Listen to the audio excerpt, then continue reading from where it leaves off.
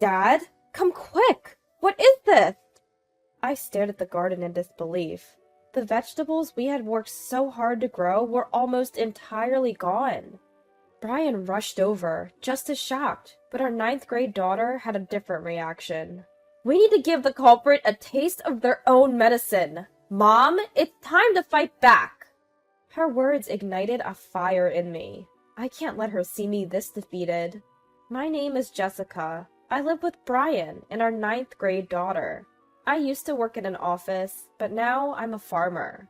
We took over my father-in-law's garden when he fell ill 10 years ago. Since Brian's mother passed away when he was in college, it's just been up to us to maintain it. We harvest seasonal crops like radishes, watermelons, and sweet potatoes. Surrounded by residential areas, our garden is one of the largest around. A decade ago, there were many gardens, but now they're replaced by apartment buildings. As the farming population ages, there's a shortage of workers, and maintaining these gardens became challenging. This led to gardens being sold off. With the new apartment buildings, the neighborhood's look and feel changed. There used to be a strong community bond, but now we only interact with a few. Even though we're not the community leaders, because of our sizable garden, the new Apartment Buildings Association head, a man named Anderson, came to greet us. I promise we'll make sure our residents don't cause any trouble for those who've lived here for years, he reassured us. It put my mind at ease, especially since I had seen groups of young people gathering near the apartment and was worried about security. But soon, my fears would become a reality. Jessica, our crops have disappeared again. Brian, who went for the morning harvest, reported with a sigh. Again? It can't be animals or birds. We must have a thief. Shouldn't we install security cameras? Distraught over the continuous theft, I suggested this. Recently, crops ready for harvest were frequently stolen. As an initial step, we put up a sign. It warned that any veggie thieves would be reported to the police immediately. However, the culprit either hasn't seen the sign or chooses to ignore it, as he doesn't stop his thievery. No real damage has been done yet. Installing security cameras might end up costing more. If the loss becomes significant, then we might have to reconsider. Brian ponders with a deep hum. Even if we consulted the police, it's not guaranteed they'd patrol daily. Without concrete evidence of theft, they might not even investigate. Suddenly, our daughter Emily, who was listening in, chimed in. It's so wrong for someone to steal the vegetables you both worked so hard to grow. If you keep turning a blind eye, it might happen again, and they could take even more. If you won't set up cameras, I'll watch over them, 24/7. Emily, always thinking of her family with a strong sense of justice. I recall when she was in preschool. That's when I left my job to help out on the farm. It brings back memories of little Emily. She used to be picky about food, but once we began serving our own veggies, she devoured them. It tastes great because you and Dad grew it. Hearing those words made me even more proud of my work as a farmer. For our excited daughter and our customers, I resolved to sincerely nurture our produce. Of course, I'd be angry if these cherished vegetables were stolen. You have important exams coming up. You can't be on watch. I'll make sure to keep an eye out instead. Upon hearing this, Brian said he'd join in. And so, Brian and I took turns guarding morning and night. The thefts often occurred near the roadside. We were vigilant, expecting the thief to strike there again. A week of surveillance passed, and during that time, no crops were stolen. In the end, we never identified the culprit, but the fact that the theft stopped felt like a victory. Maybe they gave up because you both kept watch. It's a win for you two. Seeing our happy daughter, both Brian and I felt joy. Honestly, that week was tough. Guarding late into the night, even in shifts, left us exhausted from harvesting.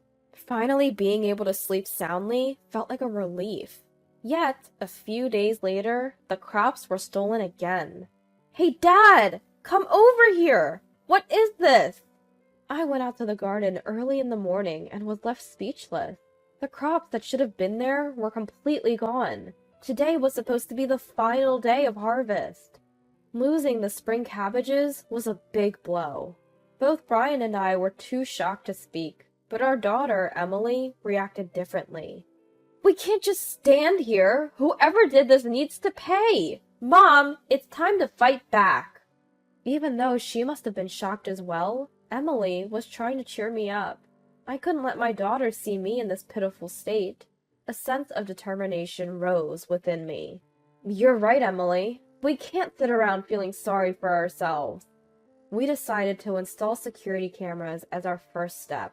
If someone tries to steal from us again, we'll be able to identify them. But that wasn't enough for Emily. Having a camera will prevent future thefts, but what about what's already been done? I can't let whoever made us sad get away with it. I've done some research. Let's plant these bulbs. I bet if the thief takes them, they'll regret it. Angry at the thief, Emily showed me a photo on her mobile phone. It was a picture of daffodils. Daffodils? They're flowers, and they're toxic. We can't eat them, right? I couldn't understand Emily's logic, and I was left puzzled. The stalks of daffodils look like green onions, don't they? I've seen news stories about people getting food poisoning every year from mistakenly eating them. If the daffodils haven't bloomed yet, could someone mistake them for green onions? Listening to her, I understood Emily's plan. She wanted to plant daffodils near the green onions to trick the thief into eating them. We grow green onions close to the roadside, and there are daffodils near the entrance.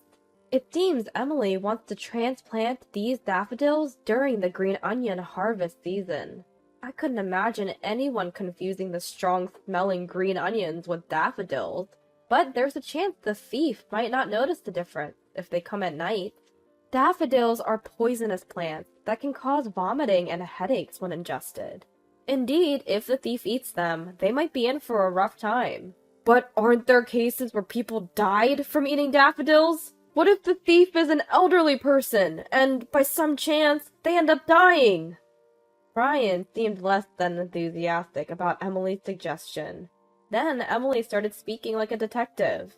In my opinion, the culprit isn't elderly. A friend in the next town over told me that around the same time our place was hit, a thief had burgled their neighborhood too. And the method? Just like ours. According to Emily, the thief starts by stealing just a little, as if tasting. Then a few days later, they come back and take a whole lot. Moreover, the places hit were always located along easily accessible roads. Another similarity. Maybe after tasting, they're selling stuff online. I've seen some sketchy individuals selling stuff anonymously online. Saying this, Emily showed her phone again. Displayed on the screen were cardboard boxes filled with a large number of fruits and vegetables. Yet there was no information about where they were grown, and they were being sold at incredibly low prices. I think if it were an elderly person, they'd only take enough for themselves or their family. This thief is taking so much because they're after the money. Unless we give them a bit of a scare, they're bound to keep doing it. Both Brian and I were taken aback by Emily's passionate explanation. She must have done a lot of research after finding out about the theft. At first, Brian was hesitant about Emily's idea, but after hearing her out, he seemed to change his mind. He proposed planting the daffodils only along the previously targeted road, and to ensure they weren't mistakenly shipped, they'd be extra cautious. I was a bit uncomfortable with the idea of deceiving even a thief, but the desire to not remain passive was strong. Furthermore, after hearing that we weren't the only victims, I really wanted to catch the perpetrator. Especially if they were not just eating, but illicitly selling the produce, it's even more unforgivable. Do they feel less guilty stealing from a field than a store? Perhaps they think they just get a slap on the wrist. We'll give them a punishment they deserve. Let's plant some daffodils that are easily mistaken for green onions, shall we? So, we decided to secretly set up traps along the field by the road.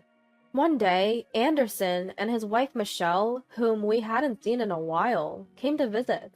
I heard that a thief got into someone's field and stole a bunch of crop. Hearing this, I shared how we also had several thefts in our field. Anderson reacted with genuine anger, saying how terrible that was. We should gather some volunteers and do some patrolling for safety, he suggested. I felt an overwhelming sense of gratitude for Anderson's offer. We had already reported the damages to the police, and it summed up to a significant amount. However, they said it would be challenging to identify the culprits without any video evidence. Although the police could patrol the area, they could only do it sporadically. If volunteers were to patrol, it could deter the criminals. That's when Michelle, Anderson's wife, made a thoughtful proposal. I can create a shift system and even involve our son to manage the patrol team. Their son, in his 30s, was living with them and had taken time off work due to health issues. I had seen him once and remembered him being quite tall. When I expressed my gratitude, he smiled and said, "We're from the same community, after all." It was almost time to harvest the leeks, and the thieves might come around soon. "Who would have thought we'd be hoping for the thieves to show up?" Brian joked after dinner. Both Emily and I chuckled in agreement. That night, what we anticipated happened. "The leeks and daffodils are gone!" I woke up to Emily rushing in from the field. If I remember correctly, yesterday was an off day for the volunteer patrols. How did the thief know when there was no patrol? Rushing to the site, I saw a section of leeks had been harvested. Just as I suspected, not just the leeks, but the daffodils were gone too.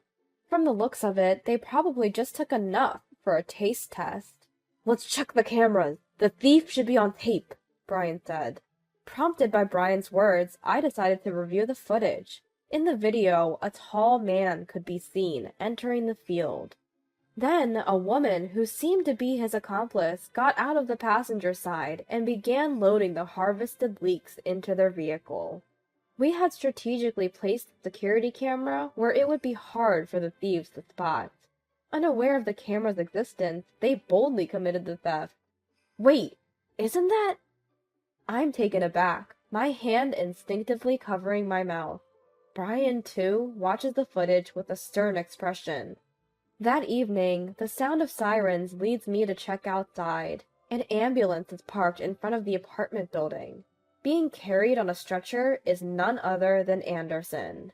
A few days later, Brian and I decided to pay him a visit.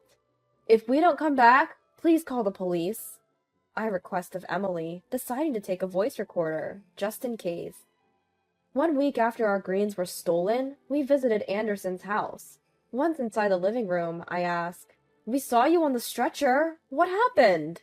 "Oh, the greens Michelle brought home had daffodils mixed in," he begins. "I never imagined it would knock me out. I ate a lot, so my symptoms were severe, but luckily, Michelle and my son had milder reactions." Hearing his response, I nod to Brian and say, in one breath, "Weren't those greens from our garden? We planted daffodils there to deter thieves. We were shocked when we saw the security footage. Michelle and your son were both captured on it." "Huh?" Anderson looks genuinely confused. The footage alone is solid evidence, but given they got food poisoning from the daffodils, there's no doubt someone from this household is the culprit. While we could have gone straight to the police, it was hard to believe someone as kind as Anderson could be involved. We wanted to hear his side of the story. His genuine ignorance suggests Anderson wasn't involved in the theft, which leaves Michelle, who was now trembling in the kitchen, as the prime suspect. "Have you been stealing vegetables and selling them all along?" Michelle, who oversees the patrol team, would know the best target, I suggest to her, noticing her clear agitation. There's no evidence that she had been selling the stolen produce, but Michelle's reaction confirms our suspicions. "So you're saying you were the one stealing around here?" Anderson, who seemed unaware of it all, shouted angrily. Seeing there was no way out, Michelle suddenly became confrontational. "Feeding people those wild onions on purpose is a crime! Besides, it's not a big deal if a few go missing. Someone gets to eat for cheap, so what's the harm?" I was pretty ticked off at such a ridiculous argument. "I only planted leeks and green onions in my garden. You stole and ate without permission. That's on you. Do you think veggies just grow on their own? We nurture them with care and love, and that's why they're delicious. Don't assume it's easy." Perhaps scared by my words, Michelle now turned her anger towards Anderson. This is all because you quit your job and took on that unpaid community leader role. I was worried about her retirement. I had to make some side money somehow. The idea that her side hustle was stealing was shocking. It seemed Michelle had threatened her son with eviction if he didn't cooperate. Thanks to the stolen veggies, they saved on groceries and made some extra cash. Michelle thought she could hit 2 birds with 1 stone. Hearing about stolen produce being sold without permission on the news, she figured she could do it too, and brazenly confessed. She hid the large amount of stolen veggies in a self-storage unit. That's why Anderson never noticed. This is clear theft. You can explain yourself to the police.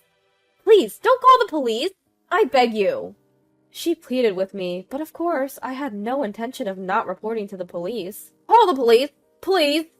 Anderson spoke with clear determination. Given your husband's consent, we'll take the security camera footage to the police. Now it was Brian who said that. Michelle was sobbing, uncontrollably. You should be prepared. They'll probably dig into other possible crimes you committed, I added, leaving Anderson's house. As we left, we could hear Michelle's distraught voice screaming our names. Curious neighbors began pouring out of their homes. Words like thief and police echoed from the doorway, so some of them had probably pieced together what happened. They whispered among themselves, pointing towards Anderson's door. What followed next? We learned from Anderson when he came to apologize and pay for the inconvenience. Michelle and her son got arrested based on the evidence and her own confession. However, it seems the son is denying the charges, claiming he was coerced by his mother. This incident has undoubtedly shattered their family bond. Anderson decided to divorce and left the apartment complex. Even if his wife returns to that place, she'll undoubtedly be met with cold stares. How she will live being shunned by family and society remains to be seen. Given the severity of the crime, prosecution seems inevitable. See? My deduction was spot on, wasn't it? Hearing the outcome, Emily puffed out her chest with pride. Ultimately, thanks to Emily's suggestion, we caught the thief. We're hopeful that our precious crops will be safe now. We're determined to keep growing our vegetables sincerely for our daughter and our consumers.